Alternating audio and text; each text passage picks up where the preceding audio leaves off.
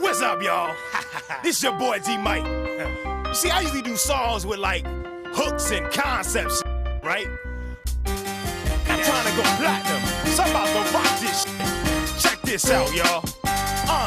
Read a book, read a book, read a mother book. Read a book, read a book, read a mother book. Read a book, read a book, read a mother book. Read a book, read a book, read a mother book.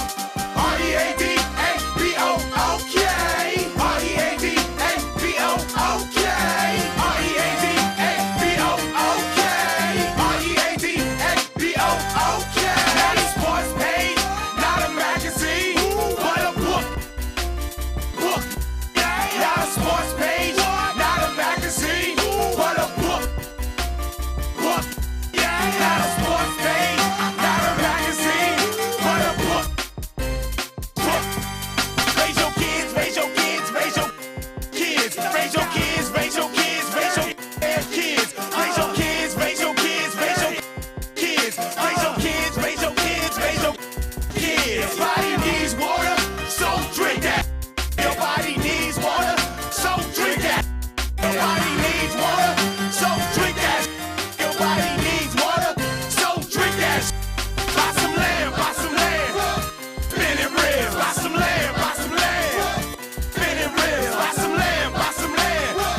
Spin it real, buy some land, buy some land. Spin it real, brush your teeth, brush your teeth, brush your teeth, brush your teeth, brush your teeth, brush your teeth, brush your teeth, brush your teeth, brush your teeth, brush your teeth, brush your teeth, brush your deodorant, deodorant, deodorant, deodorant, deodorant, deodorant, deodorant, deodorant. It's called Speed Stick. It's not expensive. It's called Speed Stick. It's not expensive. It's called Speed Stick. It's not expensive. Called Speed Stick. Not expensive. Read a book. Read a book. Read a book. Read a book. Read a book. Read a book. Your book. Read a book.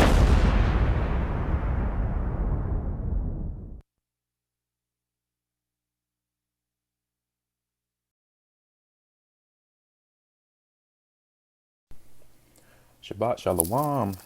All praises to the Most High, in the name of His only begotten Son.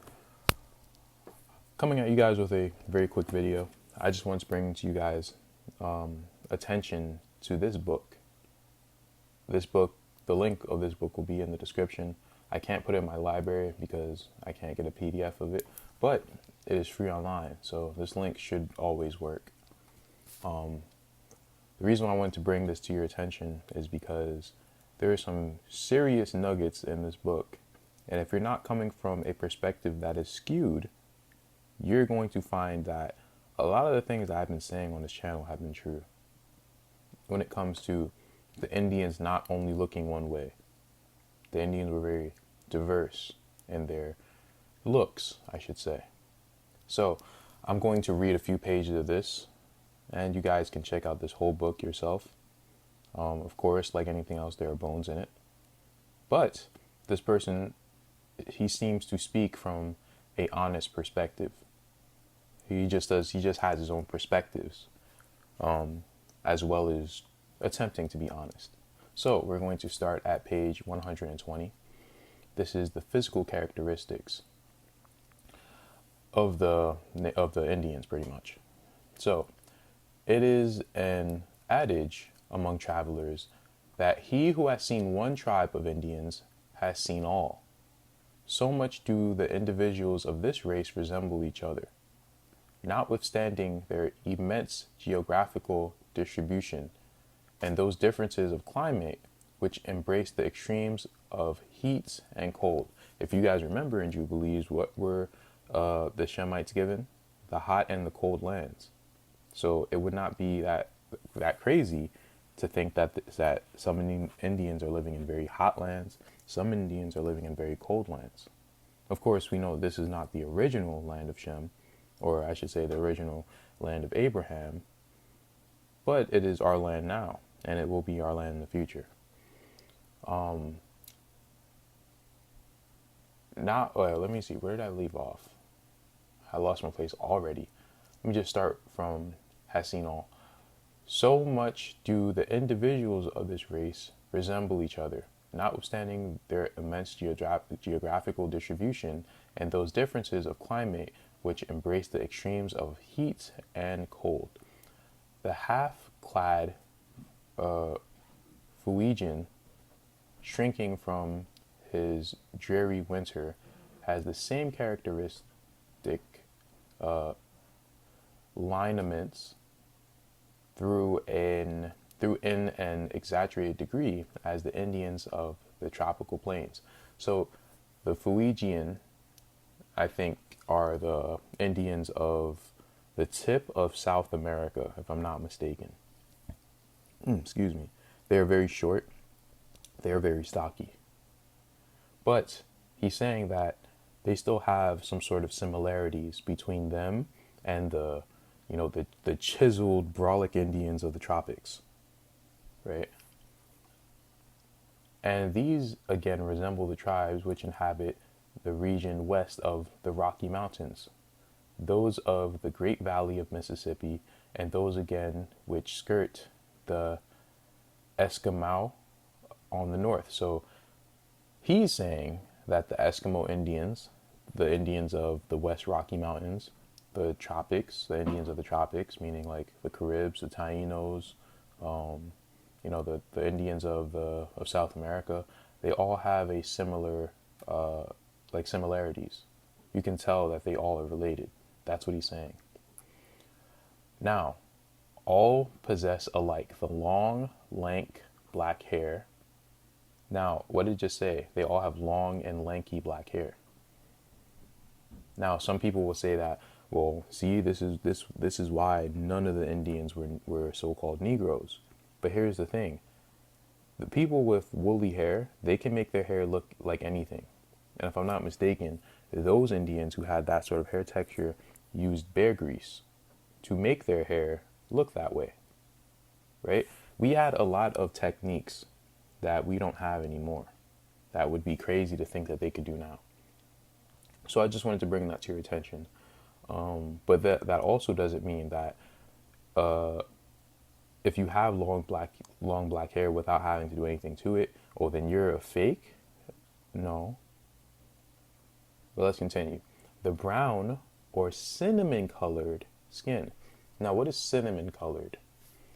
We could look that up real quick.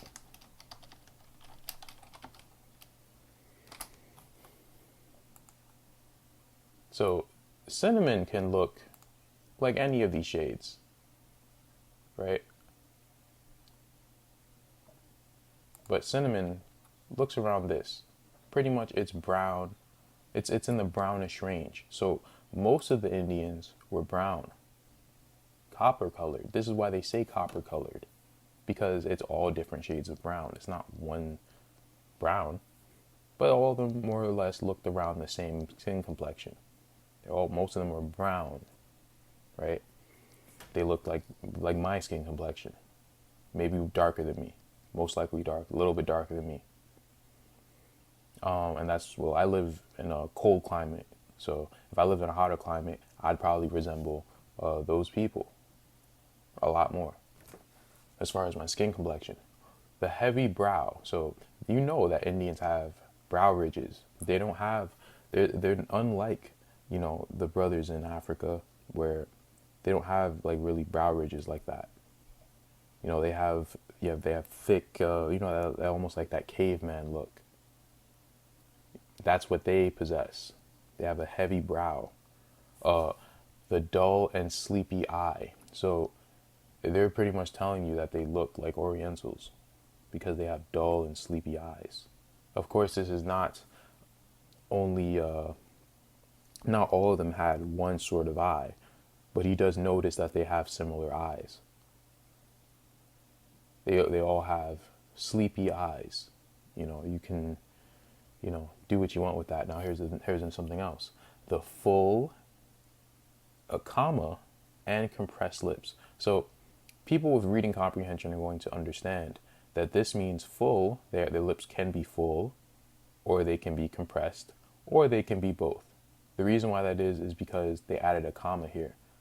If he just meant full compressed lips, then he would just put the full and compressed lips. He wouldn't put the full, comma, and compressed lips. Right? So Indians can have full lips, they can have compressed lips, they can have lips in between. It varied. The salient but dilated nose. So their nose was prominent. Their nose was pointy, but their nose was also wideish. Right? It wasn't like a European alkaline nose. It was a distinct sort of alkaline nose. Like an Afro-Asiatic sort of nose. These traits, moreover, are equally common to the savage and civilized nations, whether they inhabit the margins of rivers and feed on fish, or rove the forest and subsist on the spoils of the chase. Now notice that there actually were so-called savage Indians and so-called sophisticated Indians, right? Or the ones from Tenochtitlan, the ones from Peru, the ones from Central America, those are the ones who had all the goods. The ones from North America, the ones from South America, they got the crumbs pretty much. Notice how the Most High sent the Spaniards to Central America first. That's how wicked those people must have been. Oh, man. Now, let's get to some more interesting stuff. It cannot be questioned that the physical diversities do occur. It cannot be questioned that physical diversities do occur, equally singularly and inexplicably, as seen in different shades of color, varying from a fair tint to a complexion almost black. Listen, they just told you some Indians were very fair skinned, some Indians were very dark skinned, but they all had thick brow ridges. They all looked the same, but they had a difference in complexion, right? Some of in features, they were varying in features, but they all more or less looked the same, and even their skulls are very similar. Their body structures are very similar, But let's read on. And this too under circumstances in which climate can have little or no influence. So they're saying that even though like these lighter skinned people can be in very high climates, it doesn't matter because there are very black skinned people in cold climates. There are very light skinned people in hot climates. So their skin color has little to do with the climate. That's what he's telling you. That's how much they varied, right? So also in reference to stature. Now here's the key. Here's another key. The differences are remarkable in entire tribes, which moreover are geographically are geographically proximate to each other. So these Indians, their tribes, according to their body structures, it almost like it tells you what tribe they're from. Like some tribes were taller as a whole, some tribes were shorter as a whole, some tribes were more athletic as a whole. Isn't that very similar to how the 12 tribes of Israel are as a whole? Isn't the tribe of Judah like the most athletic tribe? Right? Isn't like the other tribes like Issachar, aren't they better at astronomy and math probably because that like astronomy has to do with math? They're better at things like that. Everyone has their own gifts. What about the tribe of Naphtali? They're better at speaking. They're better at keeping the family together. They're very graceful. Everyone has their own strengths and weaknesses. They were built like that. So everything that he's saying goes pretty damn well with how everything was made by the Most High. When it comes to the Israelites, these facts, however, are mere exceptions to a general rule and do not alter the peculiar physiognomy. Wait, I don't know how to say this word. I looked it up earlier. Let me just type it in. Physiognomy. Physiognomy, right. So let me read this from the beginning, because this is a bombshell. These facts, however, are mere exceptions to a general rule and do not alter the peculiar oh my god, what is Physiognomy. physiognomy? It's that G. It's like, it's so weird. The peculiar physiognomy of the Indian, which is an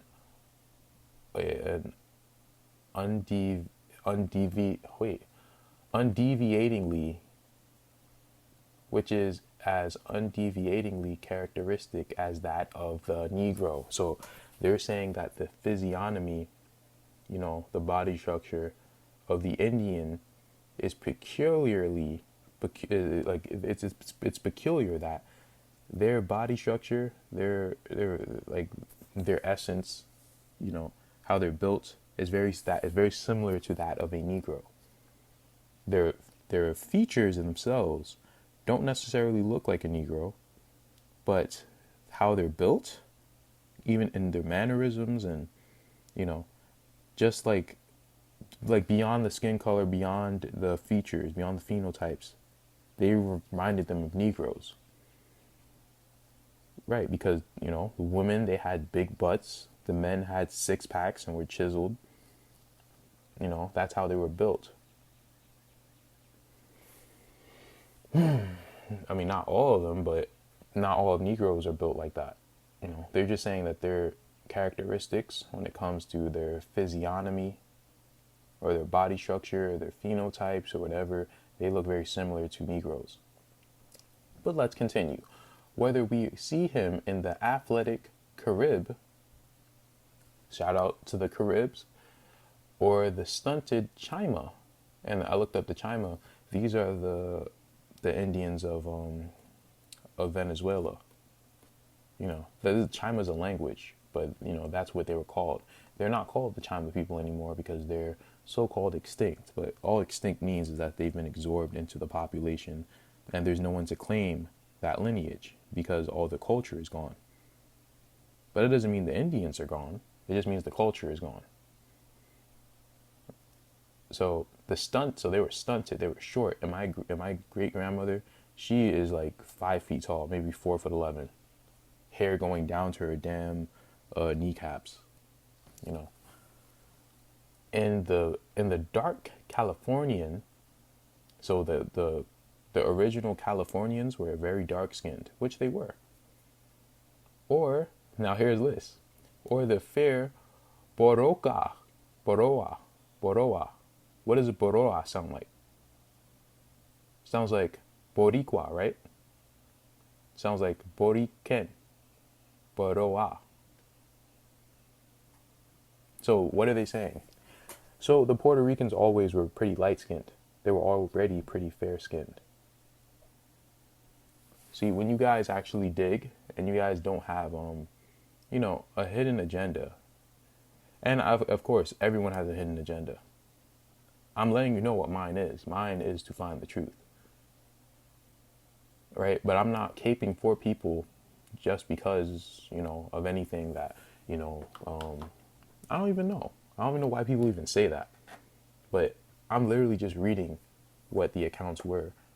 And I'm trying to see what makes sense. The reason why they'll say that all of these people come from this place, all these people come from that place, why do you think? They're trying to get you off the land. They're trying to say that you guys are Europeans too. We're all Europeans. You don't have any more ancestors. Your ancestors were us.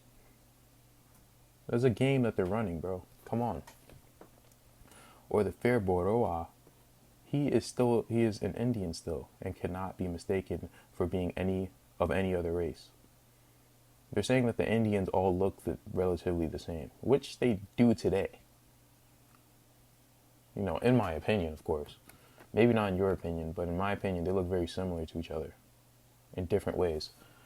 The same conformity of organization is less obvious in the osteological structure of these people as seen in the squared or rounded head, the flattened or vertical occiput, which is the back of the head.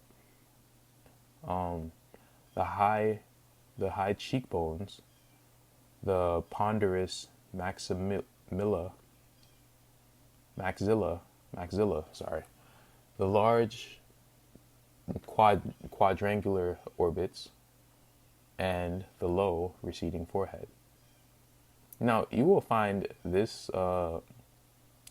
this description very often. Like if you go back to what is a Mongoloid video that I did like a few months ago, a while ago actually, I brought out that they compared the Indians to having very low brow ridges and, you know, flat back of the heads and large eyes. You know, they all look the same, bro. Yeah, even me, like I showed you in what, 2 videos ago, how they're looking for me in the gematria. You know, you can tell that I have Indian ancestry. You know, this is describing a lot of my features, myself. I have had opportunity to compare nearly 400 crania derived from tribes inhabiting almost every region of both Americas, and have been astonished to find how the preceding characteristics, in greater or less degree, pervade them all. So he's saying that all of these Indians, varying in different shades and certain characteristics, they still have very similar features to each other. They all have something common, right? And what was common, was all of these features right here. All these features were common in all of them. It's not necessarily about the hair texture or anything of that sort. You know, he found similarity in all of these things. These are very peculiar things. These are very specific things.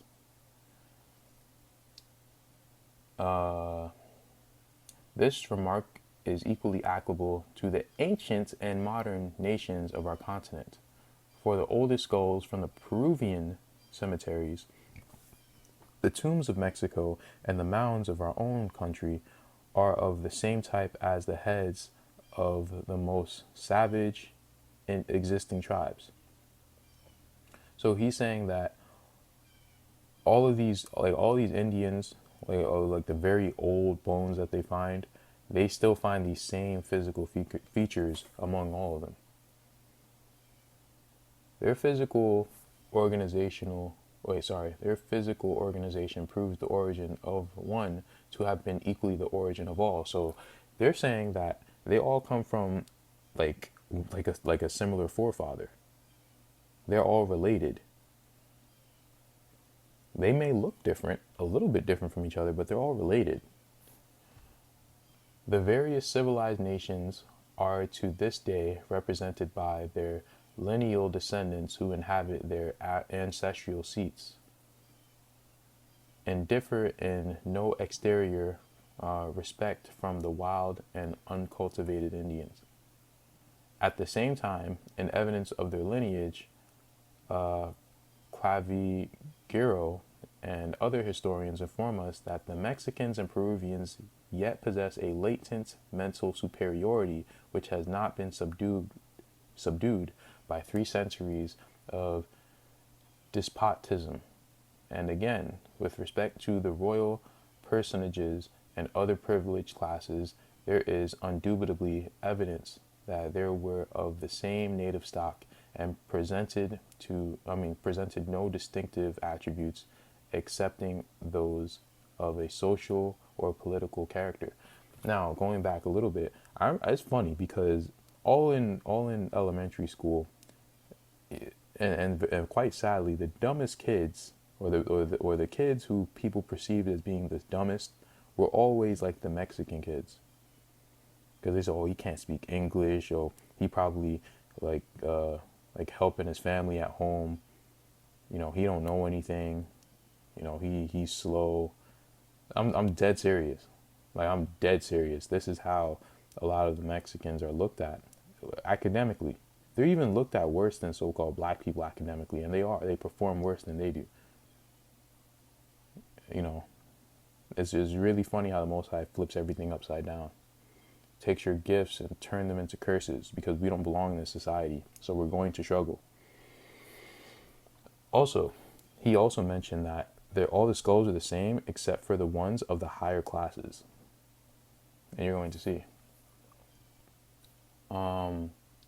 So these two people, these European anthropologists, they say the difference between an inhabitant of Chile and a Peruvian is not less than between an Italian and a German, to which Humboldt adds that the American race contains nations whose features differ as essentially from one another as those of Circassians, Moors, and Persians. Of course, these are the modern day varieties because all these originally, they were all, Afro-Asiatic, Negroid looking people, but, whatever. But all these people are of one and the same race, and readily recognized as such, notwithstanding their differences of feature and complexion. And the American nations present a precisely parallel case. These people have more sense than some of you guys, because they understand that those people over there are of the same or the similar lineage, right? And here's the thing: they have heathens all around them. They have other nations all around them, but they can still identify their own. Yet we're fighting each other and saying, "Oh, you're this, you're that. You're not black enough. You look too Asian. You look too white." And they're saying, "Nah, these people are more or less all the same." Of course, we know that's not necessarily true because it's about who your forefathers is, not about what your skull is or anything like that. But if you're just basing it on who they are or who they were, they all were the same people. They all came from a similar forefather. Except for, of course, the higher-ups in those regions, especially in Mexico and Peru. But who were in Mexico and Peru originally? Originally, there were the Jaredites or the Olmecs. So they're saying the Olmecs are not of the same race as them. However, the Olmecs do share some features with modern-day Central Americans, with modern-day Caribbeans, modern-day South Americans, because they were absorbed in the Israelites' population mainly.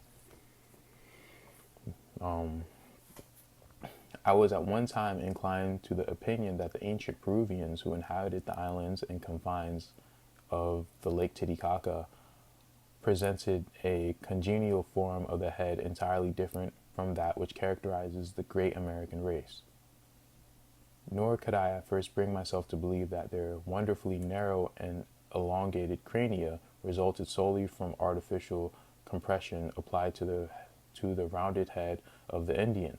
So he's saying that their heads are so different, like even if they would have formed them themselves, like those elongated skulls, it just doesn't seem like they were from like Indians. It seems like they were from another people who elongated their skulls and did all that stuff, right?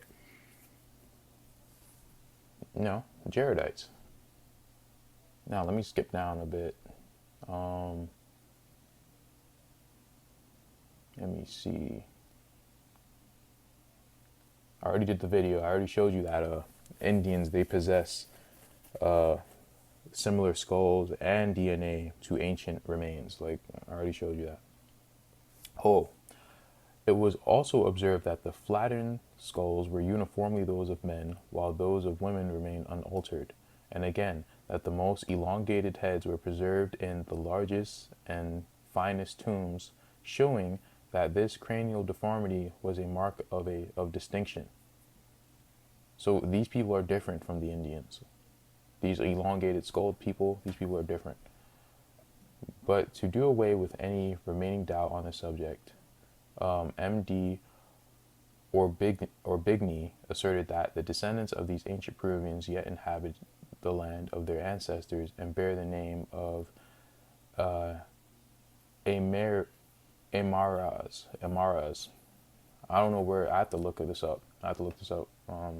I tried, but I'm not sure. I think it has to do with the Olmecs, probably. Let me see.